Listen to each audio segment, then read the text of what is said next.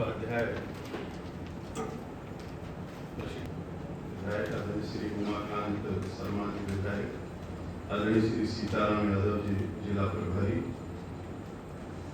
आदरणीय श्री रघुनाथ सिंह भाटी जी जिला प्रशिक्षण प्रभारी, आदरणीय श्रीमती गीता रघुवंशी जी जिला पंचायत अध्यक्ष, आदरणीय श्री श्याम सुंदर शर्मा जी प्रदेश कार्य समिति के सदस्य, आदरणीय श्री राकेश चौधरी जी पूर्व जिला अध्यक्ष, आदरणीय श्री दिनेश सोनी जी नियंत्रक वर्ग के, आदरणीय श्री राम मोहन सिंह बघेल उपाध्यक्ष वन विकास निगम, आदरणीय श्री बलवीर सिंह रघुवंशी जी वर्ग प्रभारी प्रशिक्षण, सभी आदरणीय मंचासीन पदाधिकारीगण, यहाँ पर उपस्थित हमारे सभी इस प्रशिक्षण कार्य के प्रतिनिधिगण, भाई और बहन, कितना अद्भुत दृश्य लगता है। और ये दृश्य अगर कहीं दिख सकता है तो केवल भारतीय जनता पार्टी में दिख सकता है। अनुशासन कैसा होना चाहिए, कार्य पद्धति कैसी होनी चाहिए, जीवन को व्यवस्थित कैसे रखते हुए राष्ट्र को समर्पित भाव से हम काम कैसे कर सकते हैं, इसका चिंतन, राष्ट्र प्रथम की भावना का चिंतन अगर किसी पॉलिटिकल पार्टी के पास है तो उसका नाम है भारतीय जनता पार्टी। और सौभाग्य है कि हम सब लोग भारतीय जनता पार्टी के कार्यकर्ता हैं। कितना अच्छा है कि नाम रखा गया है पंडित दीनदयाल उपाध्याय प्रशिक्षण महाअभियान। अब आप कल्पना करिए कि पंडित दीनदयाल उपाध्याय जी के नाम से ही प्रशिक्षण को रखा है, कोई और नाम रख दिया या केवल प्रशिक्षण अभियान रख दिया जाता, लेकिन प्रशिक्षण का नाम पंडित दीनदयाल उपाध्याय जी के नाम से रखा गया।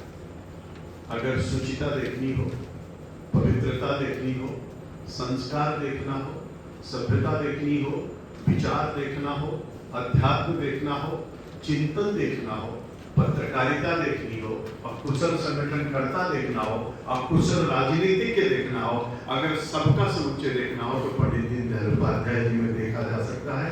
इसीलिए वर्ग का नाम पंडित दीनदयाल उपाध्याय जी के नाम से रखा गया है। जब आप पंडित दीनदयाल उपाध्याय जी का नाम लेते हैं तो हमारे अंदर वो संस्कार, वो संस्कृति, वो भाव, वो विचार, वो सब कुछ अपने आप आ जाता है। इसीलिए वर्ग के नाम से ही सिद्ध हो जाता है कि हमारा प्रशिक्षण अभियान कितना महत्वपूर्ण है, और इसलिए इसका नाम पंडित दीनदयाल उपाध्याय जी के नाम से रखा गया है। अब ये प्रशिक्षण क्या है? बार बार हम लोग सुनते हैं, देखते हैं, लिखा रहता है कि प्रशिक्षण है क्या? तो इसमें शिक्षण से पहले प्रा लगा हुआ है। प्रा उपसर्ग है। प्रा द्योतक इस बात का है कि गहन चिंतन के लिए हम लोग बैठे। शिक्षण में, शिक्षण और प्रशिक्षण में दोनों का अंतर और भाव क्या है? गहनता के साथ किसी भी विषय पर अध्ययन करते हुए सीख को हासिल करके उत्कृष्टता को प्राप्त करना ही प्रशिक्षण कहा जाता है। इसीलिए हम सब लोग कहते हैं कि हम प्रशिक्षण में आए हुए हैं, प्रशिक्षण वर्ग में सम्मिलित हो रहे हैं। प्रा का एक बहुत बड़ा अर्थ है, और एक प्रा जब किसी चीज में जुड़ जाता है तो उसकी गहनता, उसकी उत्कृष्टता और उसका समन्वय जो है, एक ऐसा अध्ययन प्रतीत होता है हमको, आपको, जहाँ पर शिक्षण और सीखना दोनों को मिला करके हम अपने जीवन को उत्कृष्ट बनाते हैं। इसीलिए इसका नाम प्रशिक्षण दिया जाता है। तो पंडित दीनदयाल उपाध्याय और प्रशिक्षण। अब तीसरा शब्द इसमें जुड़ा हुआ है महाअभियान। ये महाअभियान क्या है? तो महाअभियान क्या है कि भारत के प्रत्येक बूथ तक का प्रशिक्षण करना, लाखों कार्यकर्ताओं का प्रशिक्षण करना, मंडल स्तर पर प्रशिक्षण करना, जिले स्तर पर प्रशिक्षण करना, प्रदेश का प्रशिक्षण करना, देश का प्रशिक्षण करना, मोर्चे और प्रकोष्ठों का प्रशिक्षण करना, यानी प्रत्येक कार्यकर्ता को प्रशिक्षित करना। इसीलिए इसका नाम है महाअभियान। ये कोई सामान्य अभियान नहीं है, ये महाअभियान है। और भारत के सभी राज्यों के सभी बूथों तक पहुंचना, 17,826 मंडलों तक पहुंचना, सभी जिलों तक पहुंचना, एक कल्पना के परे है। इसीलिए मैंने आपको बताया कि पंडित दीनदयाल उपाध्याय प्रशिक्षण अभियान और जी लिखा हुआ है, इसका अर्थ और इसका भाव भी हमको सबको आत्मसात करके जाना चाहिए। और इस भाव के साथ ये लाइन लिखी हुई, कोई भी शब्द कहीं पर लिखा जाता है तो उसके पीछे भाव होता है, उसके पीछे योजना होती है। ऐसे ही कोई शब्द और कोई भाव कहीं पर लिख नहीं दिया जाता कि दीनदयाल जी के नाम से लिख दिया गया। दीनदयाल जी के नाम से इसलिए लिख दिया गया, उसका कारण है प्रशिक्षण शब्द का प्रयोग इसलिए किया गया, मैंने आपको बताया, और महाअभियान शब्द इसलिए जोड़ा गया क्योंकि पूरे भारत के सभी बूथों तक और प्रत्येक कार्यकर्ता तक हमको आपको पहुंचना है। अभी आप सब लोगों ने मंडल प्रशिक्षण देखा होगा, और मंडल प्रशिक्षण में किस तरीके से हर सत्र को व्यवस्थित तरीके के भारत के सभी मंडलों के भारतीय जनता पार्टी के कार्यकर्ताओं को प्रशिक्षित किया गया। आज हम जिला प्रशिक्षण के लिए यहाँ पर बैठे, किसको बुलाना था? देखिए सोच कैसी, विधायक भी होंगे, सांसद भी होंगे, जिले के पदाधिकारी होंगे, मोर्चों के अध्यक्ष होंगे, प्रकोष्ठों के संयोजक होंगे, जिला पंचायत के अध्यक्ष होंगे, नगर पालिका परिषद के अध्यक्ष होंगे, मतलब सभी महत्वपूर्ण कार्यकर्ता हमारे प्रशिक्षण वर्ग में होने चाहिए। इस आधार पर हर वर्ग का अपनी क्राइटेरिया तय की गई। अभी अभी प्रस्तावना में यहाँ पर बताया गया, आप सब लोगों ने सुना कि प्रस्तावना में कितने सत्र हैं और कितने महत्वपूर्ण लोग उस सत्र को लेने के लिए आए, और आप सब लोग 2 दिन और 1 रात यहाँ रुक करके अपने आप को प्रशिक्षित करने वाले। ये प्रशिक्षण की आवश्यकता क्यों पड़ी? प्रशिक्षण होता क्यों? किसी और पॉलिटिकल पार्टी में तो प्रशिक्षण नहीं होता, केवल भारतीय जनता पार्टी में प्रशिक्षण होता है। उसका कारण क्या है? उसका कारण है, जब आप प्रदर्शनी में जाओगे तो आपको वहां पर लिखा हुआ मिलेगा कि हमारे पंडित दीनदयाल उपाध्याय जी ने कहा कि कार्यकर्ता निर्माण से संगठन निर्माण और संगठन निर्माण से राष्ट्र निर्माण की प्रक्रिया को हम लोग चलाते हैं। तो कार्यकर्ता का निर्माण कैसे होगा? तो हम इस समय सांची में हैं और भगवान बुद्ध का यहाँ पर स्तूप बना हुआ है, 3री शताब्दी का स्तूप है। दुनिया के देश के लोग यहाँ पर उस स्तूप का दर्शन करने के लिए आते हैं, केवल भारत के लोग नहीं, जावा से, सुमात्रा से, कंबोडिया से, श्रीलंका से, चाइना से यहाँ पर लोग स्तूप को देखने के लिए आते हैं। अब स्तूप का भाव क्या है और उस समय का मुख्य दर्शन क्या है? तो हम संगठन में उसको अक्सर लागू करते हैं। हम कहते हैं संघम शरणम बुद्धम शरणम गच्छामि। हमारा पहला वाक्य क्या है? बुद्धम शरणम गच्छामि। दूसरा वाक्य है संघम शरणम गच्छामि, और तीसरा वाक्य है धम्मम शरणम गच्छामि। ये 3 वाक्य उसमें बोले गए। तो सबसे पहले बुद्ध की शरण में जाना, उसके बाद संघ से यानी उनके संगठन से जुड़ना, और तीसरा उसकी विचार से जुड़ना यानी धम्मम शरणम गच्छामि। इसी तरीके से पार्टी में 3 आयाम है। सबसे पहले हम पार्टी के सदस्य बनते हैं, कोई व्यक्ति आता है जिसके माध्यम से हम भारतीय जनता पार्टी के सदस्य बनते हैं, फिर हम पार्टी में जुड़ते हैं और पार्टी के पदाधिकारी बनते हैं, और फिर पार्टी के पदाधिकारी बनने के बाद हम पार्टी की विचारधारा से ओतप्रोत होते हैं, यानी अपने आप को पूर्णता पार्टी में मान लेते हैं कि हम भारतीय जनता पार्टी के एक कर्मठ कार्यकर्ता, संस्कारित कार्यकर्ता, विचारवान कार्यकर्ता बन गए।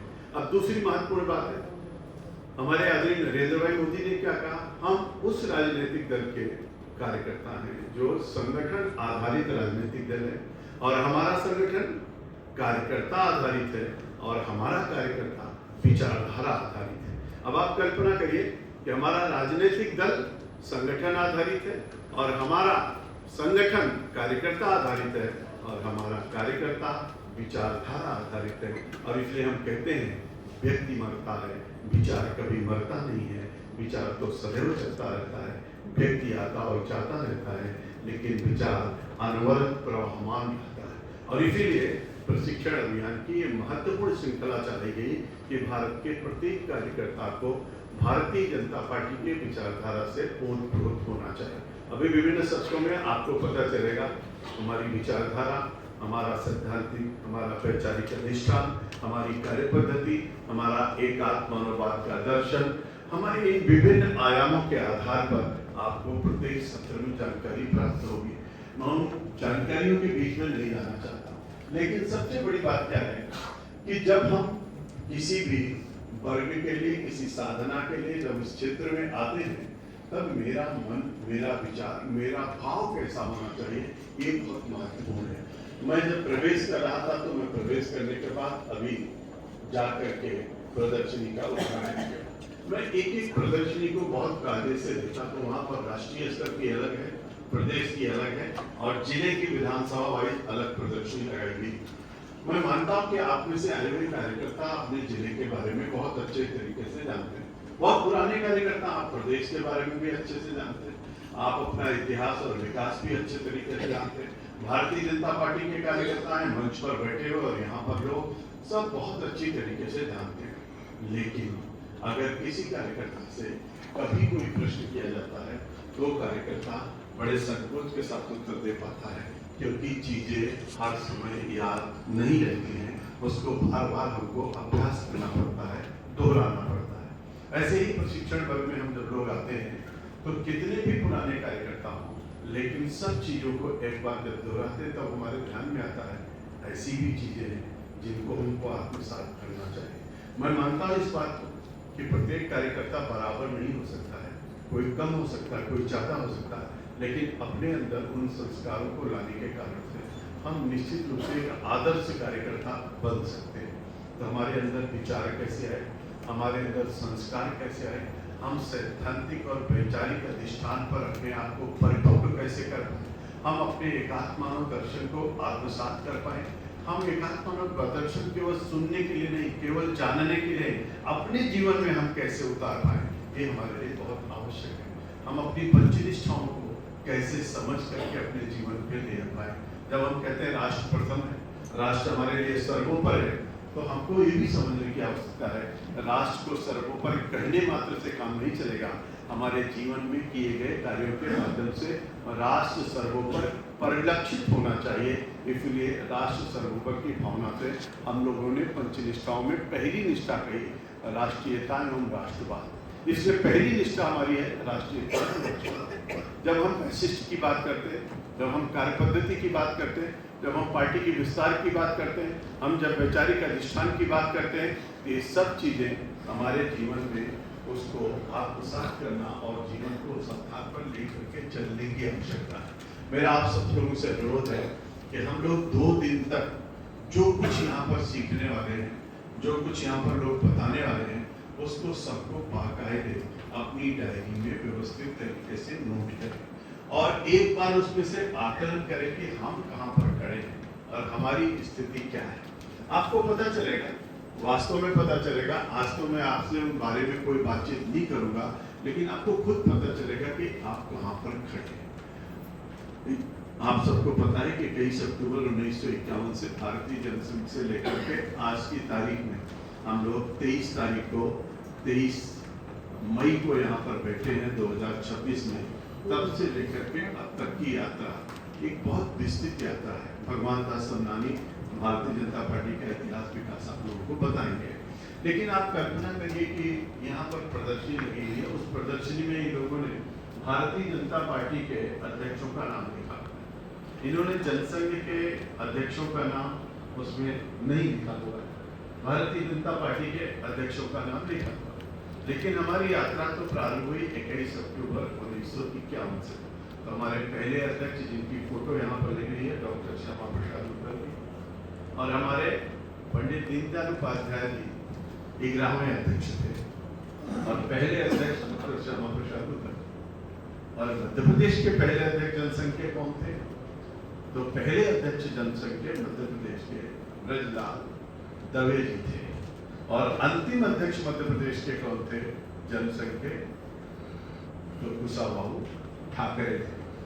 और हमारे देश के राष्ट्रीय अध्यक्ष पहले डॉक्टर श्यामा प्रसाद मुखर्जी और अंतिम अध्यक्ष जनसंघ के देश के लाल कृष्ण आडवाणी, और भारतीय जनता पार्टी के पहले अध्यक्ष देश के पंडित अटल बिहारी वाजपेयी, और आज अध्यक्ष हमारे हैं नितिन नबी जी, और मध्य प्रदेश के पहले अध्यक्ष भारतीय जनता पार्टी के सुंदरलाल पटवा जी, और आज के अध्यक्ष हमारे हेमंत खंडेलवाल जी।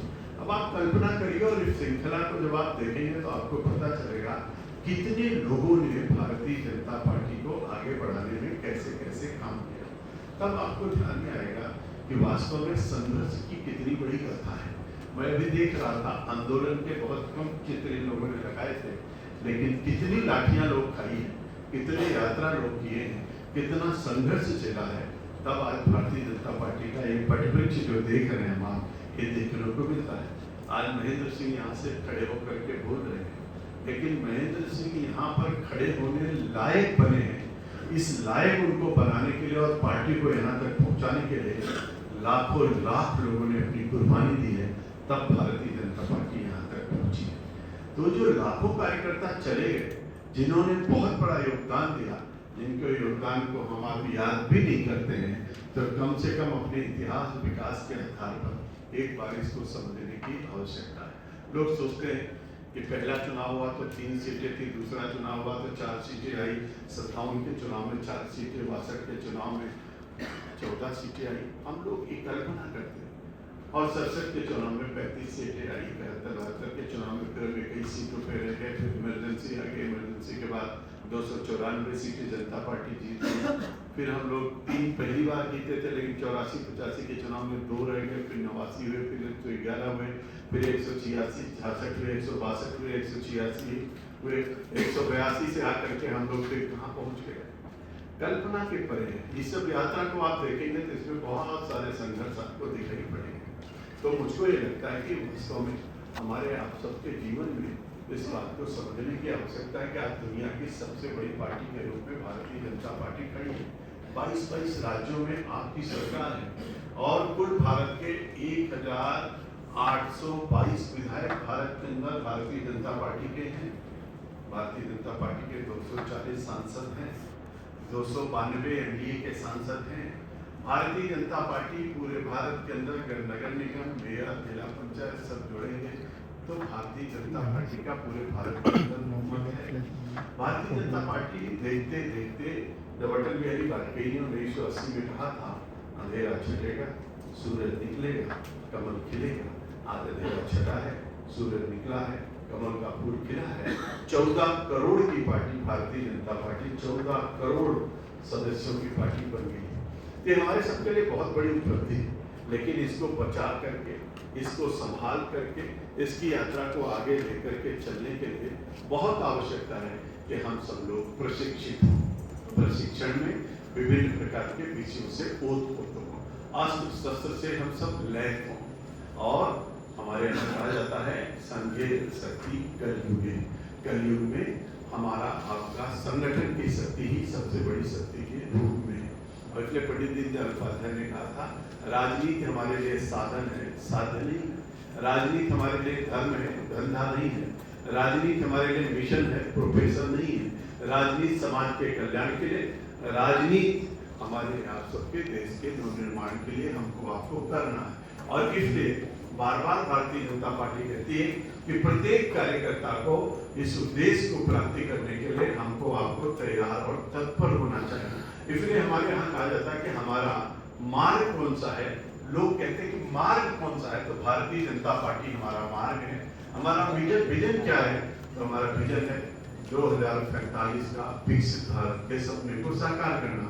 हमारा लक्ष्य क्या है, महाप्रशिक्षण अभियान को ठीक ढंग से पूरा करते हुए मोदी जी के भारत के निर्माण में अपना योगदान देना। और हमारा आप सबका अंतिम लक्ष्य क्या है, भारत माता की जय पूरे विश्व के अंदर हो, ऐसी भावना को लेकर के साथ में चलना।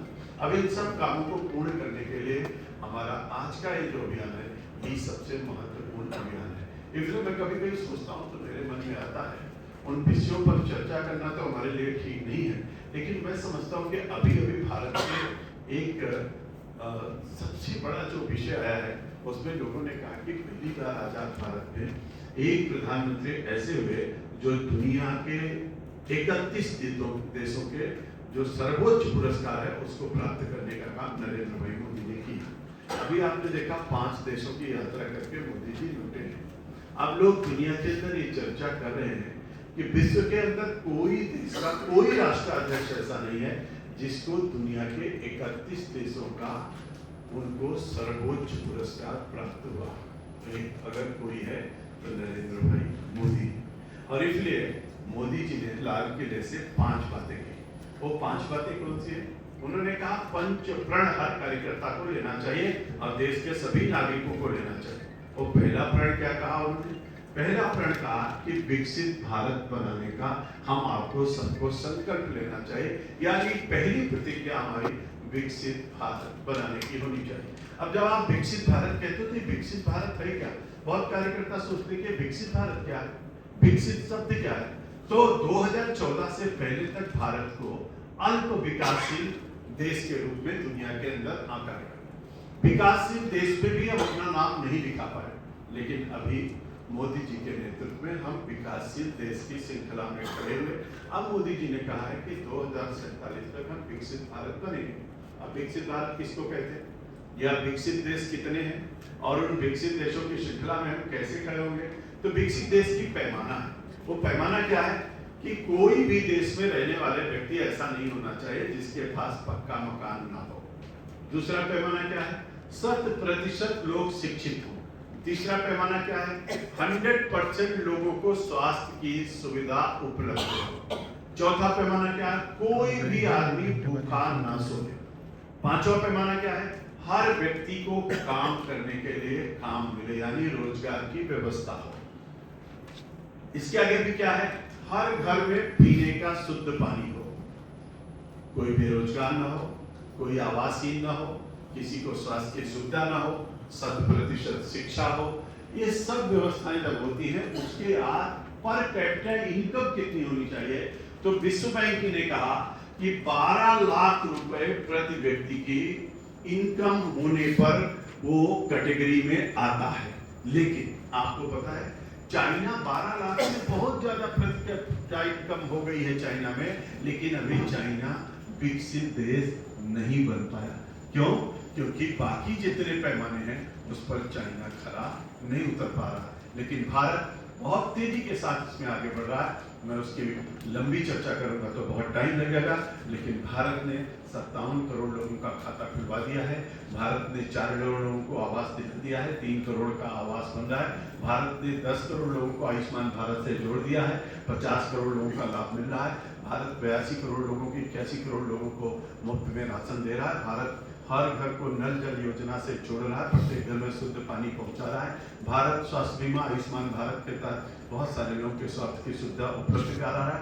भारत की शिक्षा दर 2014 से पहले हमारे पास 73% थी, आज की तारीख में 88% हम पहुंच गए। नई शिक्षा नीति के तहत 100% शिक्षा में पहुंचेंगे, यानी जो पैमाने विश्व के हैं उसको हम प्राप्त करने की ओर अग्रसर रहे। आपको पता है कि भारत की पर कैपिटा इनकम 2,46,000 हो गई है। पहले इसके भारत की पर कैपिटा इनकम 79,000 थी, अभी हम बढ़ करके 2,46,000 पर पहुंच गए हैं। ये बहुत अच्छी बात है कि भारत का आज चौथी अर्थव्यवस्था दुनिया की बन गई है, यानी $4.65 ट्रिलियन की इकोनॉमी के साथ भारत चौथे स्थान पर खड़ा है। बहुत जल्दी 2029 में भारत तीसरे स्थान पर पहुंच जाएगा, यानी नंबर 1 कौन होगा? नंबर 1 अमेरिका, नंबर 2 चाइना और नंबर 3 भारत होगा। और भारत के प्रधानमंत्री ने कहा चिंता मत करो, आगे आने वाले दिनों में हम सब लोग अपनी अर्थव्यवस्था को बढ़ाते हुए जब आगे बढ़ेंगे तो आपको पता चलेगा कि 2035 तक भारत $10 ट्रिलियन के साथ दुनिया के दूसरे स्थान पर पहुंचने की कोशिश करेगा। और उसका परिणाम क्या होगा मेरे मित्रों, कैसे होगा, ये सब बताऊंगा तो बहुत टाइम लगेगा। लेकिन अमेरिका की ग्रोथ रेट आज की तारीख में 2.5% है, चाइना की ग्रोथ रेट 4.5% है, 4.3% है, और जर्मनी की ग्रोथ रेट 0.9% है, और जापान की ग्रोथ रेट 1% है, और भारत की ग्रोथ रेट 7% है। और 7% के साथ हम आगे बढ़ते हुए चौथे नंबर पे पहुंचे, तीसरे पे पहुंचेंगे, दूसरे पे पहुंचेंगे। और मोदी जी ने कहा है, दुनिया के अर्थशास्त्रियों ने कहा है कि 2045 तक 30 यानी $30 ट्रिलियन के साथ भारत दुनिया का नेतृत्व करेगा, और तब हमारा भारत विकसित भारत के रूप में खड़ा होगा। यानी ये केवल नारा नहीं है, ये कोई कल्पना नहीं है, इस पर भारत बहुत तेजी के साथ बढ़ चुका है। दूसरी बात उन्होंने प्रण किया गया, उन्होंने कहा कि दुनिया के अंदर जितने भी विदेशी मानचित्र हैं, विदेशी जितनी भी चीजें हैं, उनके सबसे मुक्ति मिलना चाहिए। इसका हमको संकल्प लेना है।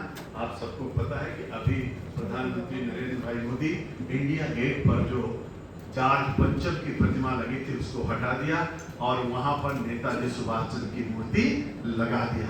आपको पता है कि जो प्रधानमंत्री जी का आवास है 7 रेस्को जिसको बोला जाता था, उसको उन्होंने कल्याण मार्ग और कल्याण भवन कर दिया। आप सबको पता है अभी जो प्रयागराज में जिसका नाम इलाहाबाद था उसको उन्होंने प्रयागराज कर दिया, जो फैजाबाद था उसको अयोध्या कर दिया गया।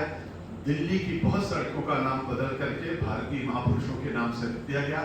और नेवी का जो जहाज था उस पर जो झंडा लगता था, उस पर जो अंग्रेजों का चित्र लगा हुआ था, उसको हटा करके छत्रपति शिवाजी की मोहर को लगा करके उस झंडा को भी फहरा दिया। और जितने द्वीप थे उन द्वीपों का नाम भी महापुरुषों के नाम से लगा दिया। यानी विदेशी मानबिंदुओं की मुक्ति दिलाने का काम भी मोदी जी ने शुरू कर दिया। तीसरा उन्होंने बहुत अच्छी बात कही, विरासत से विकास। उन्होंने कहा विरासत पर गर्व करिए, विकास की ओर आगे बढ़िए। इसीलिए मोदी जी ने महाकाल लोक बना दिया, इसीलिए मोदी जी ने काशी विश्वनाथ का कॉरिडोर बना दिया, इसीलिए मोदी जी ने नमामि गंगे की परियोजना को चला दिया, इसीलिए मोदी जी ने चारों धाम को जोड़ दिया, इसीलिए मोदी जी ने राम सर्किट, कृष्ण सर्किट, बौद्ध सर्किट, जैन सर्किट बनाने का काम प्रारंभ कर दिया। इसीलिए मोदी जी ने सोमनाथ मंदिर के देखिए भव्यता को कैसे बढ़ा दिया, 7,500 मंदिरों में काम चला दिया। और मोदी जी ने कहा विरासत से विकास की ओर हम लोग आगे बढ़ेंगे। और चौथी महत्वपूर्ण बात उन्होंने कही, एकता और एकजुटता के साथ हम आगे बढ़ेंगे। और एकता और एकजुटता का बड़ा उदाहरण उन्होंने प्रस्तुत किया, एक भारत श्रेष्ठ भारत, जिसमें धारा 370 समाप्त कर दिया, 35 से समाप्त कर दिया। और सबसे बड़ी प्रतिमा सरदार वल्लभ भाई पटेल की एकता की वो मूर्ति, जिसको उन्होंने गुजरात में लगाया, पूरे भारत से लौह संग्रह किया। और देखिए, कल्पना करिए आप कि रन फॉर यूनिटी उन्होंने चला करके पूरे भारत को एकजुटता के धागे में पुरोने का काम किया। उन्होंने एकता और एकजुटता का बड़ा संदेश दिया। और पांचवी बड़ी बात उन्होंने कही, नागरिक कर्तव्य। हम सब लोगों के कर्तव्य क्या है उसको ध्यान में रखना, तिरंगे का सम्मान करना, भारत को अपना मानना, यहाँ की संपत्ति को अपना मान करके उसको आगे बढ़ाना, अपने देश से प्रेम करना। माता भूमि पुत्रों पृथ्व्यां, भूमि मेरी माँ है, मैं इस पृथ्वी का पुत्र हूँ, इस भाव से जीना, संविधान का आदर करना, महापुरुषों का सम्मान करना। यानी इन सब भावों से हमारे नागरिक के कर्तव्य क्या है, उन कर्तव्यों का बोध कराने का आपके काम। इन पंच प्रण के आधार पर उन्होंने कहा, जब हम तेजी के साथ आगे बढ़ेंगे सभी समस्याओं का समाधान होगा और भारत विकसित भारत बनकर के तैयार होगा। तो लाल किले की प्राचीर से उन्होंने पूरे भारत का आह्वान किया। आह्वान करते समय अपने कार्यकर्ताओं को भी कहा कि हम सब लोगों की जिम्मेदारी, बड़ी जिम्मेदारी है, जिसका निर्वहन करते हुए हम सब लोगों को आगे बढ़ना है। अब मोदी जी ने पंचप्रण की बात कही, तो वहीं पर परिवार संगठन ने पंच परिवर्तन की बात कही। अब हम सब लोगों के प्रशिक्षण वर्ग में भी कहा गया है कि हम पंच परिवर्तन की चीजों को ध्यान में रखें। तो पंच परिवर्तन कितना आवश्यक है, तो पंचप्रण और पंच परिवर्तन, और जब इन दोनों चीजों को हम मिलाते हैं तो हमारे लिए रास्ता बहुत आसान हो जाता है। तो उन्होंने कहा कुटुंब प्रबोधन करिए। अब आजकल परिवारों में कैसे विघटन हो रहा है, एक साथ बैठ के भोजन नहीं कर रहे, लोग आपस में चर्चा नहीं कर रहे, आपस में बातचीत नहीं कर रहे, परिवार टूट रहे हैं। अगर परिवार टूटेगा तो समाज टूटेगा, देश टूटेगा, तो एकता और एकजुटता का जो भाव है वो समाप्त हो जाएगा। इसीलिए लोग डिप्रेशन में जा रहे हैं, लोगों की मानसिक स्थिति खराब हो रही, लोग मोबाइल पे तो काम कर रहे हैं, पति पत्नी बिस्तर पर है लेकिन आपस में बातचीत नहीं कर रहे, डाइनिंग टेबल पे बैठ करके एक साथ भोजन नहीं कर रहे। भोजन हो, वेशभूषा हो, अपनी भाषा हो, अपना रहन सहन हो और कुटुंब के साथ चर्चा हो। सप्ताह में 1 दिन 2 दिन कम से कम साथ में बैठे, आत्मीयता और प्रेम का व्यवहार हो। जब तक परिवार नहीं होगा तब तक कुछ नहीं होगा। इसीलिए एकात्म मानववाद दर्शन में भी परिवार की परिकल्पना को साकार किया गया है, बताया गया है। तो हमारे सबके लिए आवश्यक है कि पंच परिवर्तन के उस भाव को भी लेकर के हम लोग चले। दूसरी महत्वपूर्ण भाव है उसी में पंच परिवर्तन में, उन्होंने कहा स्वदेशी का भाव, यानी स्व का भाव, अपनी सब कुछ भारत में। मेरे मित्रों, आप सब लोग जानते हैं कि भारत का मसाला, भारत का मलमल, भारत का हमारे आपके यहाँ का इस्पात पूरी दुनिया के अंदर हम लोग भेजते थे।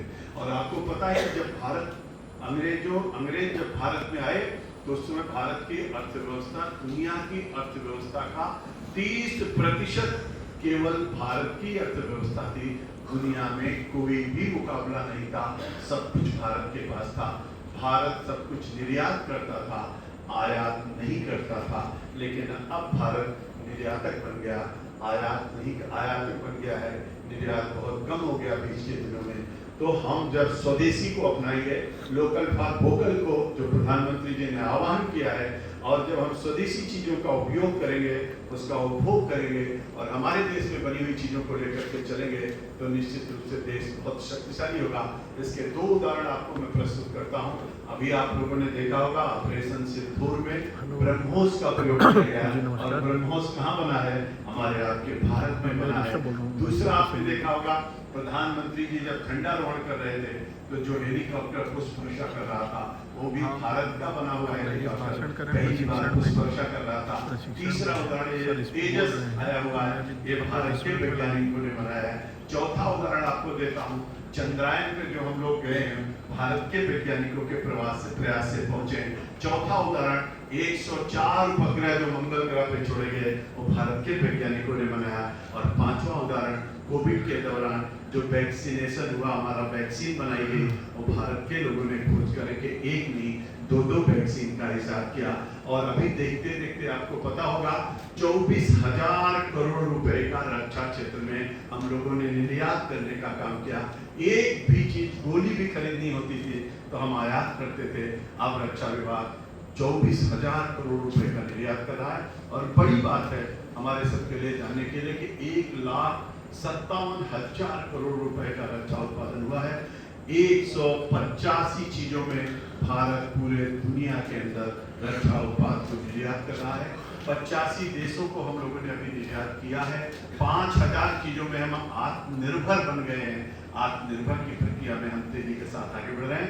तो जब हम स्वदेशी को बढ़ावा देंगे तो भारत और मजबूत होगा। इसीलिए प्रधानमंत्री बार बार आह्वान करते हैं, खादी का उपयोग करिए, स्वदेशी का उपयोग करिए, अपनी दिया अपना कुम्हार जो बताता है उसका उपयोग करिए, अपने घर की बनी हुई चीजों का उपयोग करिए, अपने क्षेत्र में बनी हुई चीजों का उपयोग करिए। तो हम लोगों के लिए पंच परिवर्तन की दूसरी बात है स्व की अनुभूति करना, यानी स्वदेशी चीजों पे अपने को ध्यान रखना। तीसरा महत्वपूर्ण विषय लिया गया है जिसमें पर्यावरण का संरक्षण। अब देखिए, एक पेड़ माँ के नाम लगाना है, इसका आह्वान प्रधानमंत्री ने किया, हमारे परिवार संगठन ने किया। पंच परिवर्तन में पर्यावरण कितना आवश्यक है। वो जो उनकी परतों में छेद हो रहा है, जलवायु परिवर्तन हो रहा है, जलस्तर नीचे जा रहा है। जब देश आजाद हुआ था, पहली जनगणना हुई थी तो 36 करोड़ लोग भारत में थे, और उस समय प्रति व्यक्ति पानी कितना था? 5,177 घन मीटर पानी भारत के प्रति व्यक्ति के पास था। आज की तारीख में 1,514 घन मीटर पानी बचा है, यानी पानी सूखता जा रहा है, खत्म हो जा रहा है। जब पानी समाप्त हो जाएगा तो हम आप कहाँ से बचेंगे? जल है तो कल है, जल है तो जीवन है। रहीमन पानी राखी है, बिन पानी सब सून, अब पानी गए तो उबरे मोती मानस चूर। इसलिए पंच परिवर्तन की बड़ी लाइन है कि पर्यावरण कैसे बचेगा? वृक्षारोपण करना, नदियों का संरक्षण करना, प्लास्टिक यूज को समाप्त करना, गंदगी को भगाना, स्वच्छता का अभियान चलाना हमारे आप सबके लिए बहुत आवश्यक है। चिंता मत करिए, अगर कहीं भी गंदगी दिखती है उसको आप साफ करेंगे तो आप छोटे नहीं होंगे, लोग आपकी सराहना करेंगे। इसलिए हमको प्लास्टिक से बचना है, पेड़ जरूर लगाना है, नदियों का संरक्षण करना है, तालाबों की सफाई करनी है, कुएं को सफाई करना है, और जल संचयन और जल संवर्धन में जितना योगदान हो सकता है उतना योगदान आपको करना है। इसलिए पर्यावरण का उन्होंने तीसरी महत्वपूर्ण बात कही है। अब देखिए, आप क्रमशः जब आप देखेंगे तो आपको पता चलेगा कि हमारे आपके लिए कितना आवश्यक है ये सब चीज। उन्होंने भी नागरिक कर्तव्य की बात कही, हमें नागरिक कर्तव्य की बात कही गई। हमको नागरिक होने के नाते भारत के जितनी चीजें हैं उसको सबको लेकर के चलने की बात करते हैं। एक महत्वपूर्ण बात कही उन्होंने, सामाजिक समरसता। समाज में हम समरस कैसे हो सकते हैं, सबको बराबर कैसे मान सकते हैं, छोटा और बड़ा कोई नहीं है, हम सब एक हैं, एक माँ की संतान है। इस भाव को अपने अंदर जागृत करना और मिलजुल करके रहना, और सामाजिक समरसता का बड़ा उदाहरण आदरणीय नरेंद्र भाई मोदी जी ने कुंभ में अपने सफाई कर्मचारियों के पैर धुल करके उन्होंने पूरे दुनिया के अंदर एक संदेश दिया था।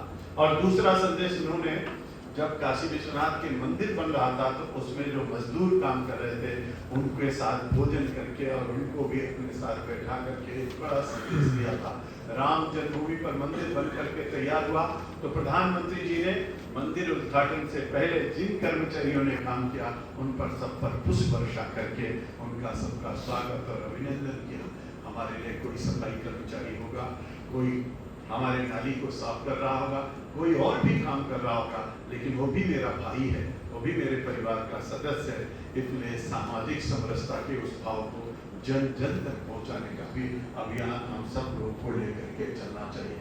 तो पंच प्रण की भावना हो, पंच परिवर्तन से हम आप ओतप्रोत हों, भारतीय जनता पार्टी की विचारधारा को लेकर के चले हों, एक भारत श्रेष्ठ भारत के सपने को साकार करने का लक्ष्य हो और अंत्योदय और अंतिम व्यक्ति के उत्थान की परिकल्पना को साकार करना हो। पंडित दीनदयाल उपाध्याय के एकात्म मानववाद दर्शन को लेकर के हम उस भाव से आगे बढ़ रहे हों। इन सब चीजों को जब हम समाहित करके आगे चलेंगे तो मेरा भी जीवन सफल होगा, आने वाली पीढ़ियों का भी जीवन सफल होगा और इन सब आधारों पर हमको आपको उस स्थान को, जिस लक्ष्य को प्राप्त करने के लिए हम लोग आगे बढ़े हैं उसमें निश्चित रूप से हम पहुंचेंगे। तो मैं समझता हूं कि आज के भर के उनके समय पर मैंने आप सबसे अनुरोध केवल इतना किया, साधन साधे साधना, और इस भाव के साथ हम सब लोग अपने सभी विषयों को आत्मसात करेंगे और जब यहाँ से निकलेंगे तो हम गर्व की अनुभूति करेंगे कि हमने बहुत कुछ सीखा है, बहुत कुछ जाना है, अपने जीवन में लेकर के जन जन तक उसको पहुंचाने का काम करेंगे। और आधुनिकतम आज की जो विधाएं हैं, चाहे एआई के माध्यम से, चाहे सोशल मीडिया के प्लेटफॉर्म के माध्यम से, हम उसको जन जन तक पहुंचाएंगे, सभी उपलब्धियों को लेकर के जाएंगे और भारतीय जनता पार्टी के माध्यम से हम भारत माता को फिर से विश्व गुरु के पद पर आसीन करेंगे, सोने की चिड़िया बनाएंगे, विकसित भारत के सपने को साकार करेंगे। इसलिए मैं आप सबसे कहता हूँ, आंसुओं को पूछना कुछ और बात है, आंसुओं को बांटना कुछ और बात है, खाइयों पे पुल बनाना कुछ और बात है और खाइयों को बांटना कुछ और बात है, संगठन में पद लेना, दायित्व लेना कुछ और बात है, संगठन के काम आना कुछ और बात है। और इसलिए हम सब लोग इस भाव और भावना के साथ इस आदर्श स्थिति को बनाते हुए भारतीय जनता पार्टी की जो इच्छा है उसको पूर्ण करेंगे, एक आदर्श कार्यकर्ता बन करके इन कामों को आगे बढ़ाएंगे। आप सबको बहुत धन्यवाद। जय हिंद, जय भारत।